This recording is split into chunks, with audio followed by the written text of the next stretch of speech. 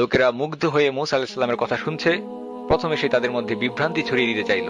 সূরা তাহা থেকে আমরা দেখতে পাই ফেরাউন বিভ্রান্ত ছড়িয়ে দেওয়ার জন্য প্রশ্ন করলো, তাহলে আগের যুগের অতীত যুগের লোকেদের অবস্থা কি হবে?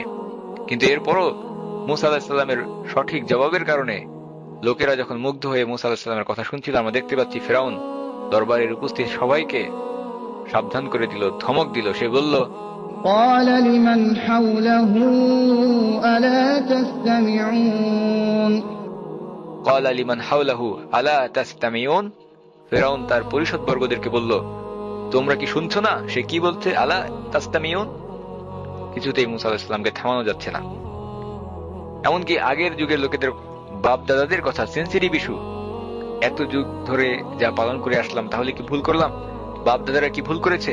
মূসা আলাইহিস সালাম নিঃসংকোচে জবাব দিলেন, قال ربكم ورب آبائكم الأولين তিনি তোমাদের রব, তোমাদের পূর্বপুরুষের রব। ফেরাউন চূড়ান্ত অধৈর্য হয়ে উঠল, কারণ লোকেরা মূসা আলাইহিস সালামের কথা শুনছে। এই সংলাপের ভারসাম্য চলে যাচ্ছে সাইয়েদিনা মূসা আলাইহিস সালামের দিকে।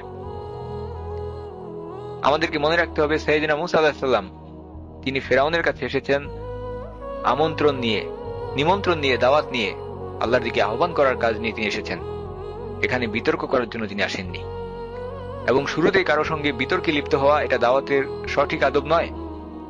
সে কারণে আমরা দেখতে পাই সাইয়েদিনা মূসা আলাইহিস সালাম তিনিও দরবারে এসে খুবই কোমল ভাবে তার দাওয়াতকে শুরু করেছেন। দাওয়াত মানে নিমন্ত্রণ জানানো, আহ্বান জানানো। তিনিও দরবারে এসে ফেরাউনকে সত্যের দিকেই আহ্বান জানিয়েছেন, পবিত্র হওয়ার দিকেই আহ্বান জানিয়েছেন, যেমনটা আমরা দেখতে পাই সূরা নাজিয়াতে, যেখানে আল্লাহ সুবহানাহু ওয়া তাআলা বর্ণনা করে বলেছেন, فقل هل لك إلى أن تزكى وأهديك إلى ربك فتخشى অতঃপর বলো, তোমার পবিত্র হওয়ার আগ্রহ আছে কি? আমি তোমাকে তোমার রবের দিকে পথ দেখাবো, যেন তুমি তাকে ভয় করতে পারো।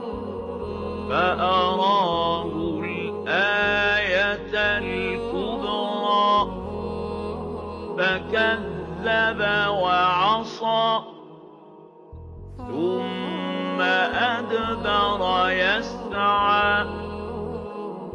আল্লাহ সুবহানাহু ওয়া তাআলা বলছেন, এরপর সে তাকে মহা নিদর্শন দেখালো, বড় আয়াত দেখালো, কিন্তু ফেরাউন মিথ্যা আরোপ করলো এবং অমান্য করলো। এরপর সে এর বিরুদ্ধে প্রতিকার চেষ্টায় প্রস্থান করলো।